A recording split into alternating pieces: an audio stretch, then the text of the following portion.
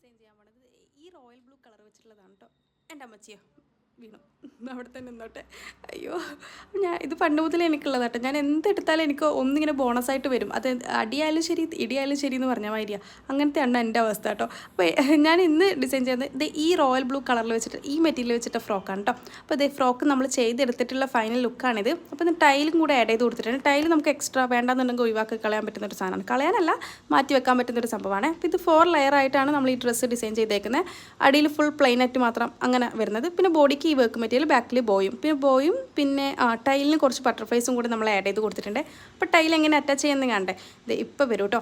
ഇതാ കണ്ടോ, ഇതുപോലെ ജസ്റ്റ് നമുക്ക് വേണ്ടാന്നുണ്ടെങ്കിൽ സെപ്പറേറ്റ് ചെയ്യാം, വേണമെന്നുണ്ടെങ്കിൽ ഒട്ടിച്ചു കൊടുക്കലല്ല, പ്രസ് ബട്ടൺ ഉണ്ട്. പ്രസ് ബട്ടൺ വെച്ചിട്ട് നമുക്ക് വീഡിയോ എടുക്കുന്നതുകൊണ്ടാണോന്ന് അറിയില്ല, പെട്ടെന്നൊന്നും പ്രസ് ബട്ടൺ കിട്ടണില്ല. ഇങ്ങനെയാണ് നമ്മൾ പ്രസ് ചെയ്ത് അവിടെ ഒട്ടിച്ചിട്ട് അവിടെ കൊടുക്കാൻ പറ്റും. ഓക്കെ, അപ്പോൾ വീഡിയോ ഇഷ്ടപ്പെട്ടാൽ സബ്സ്ക്രൈബ് ചെയ്യുക, ലൈക്ക് ചെയ്യുക. ബൈ.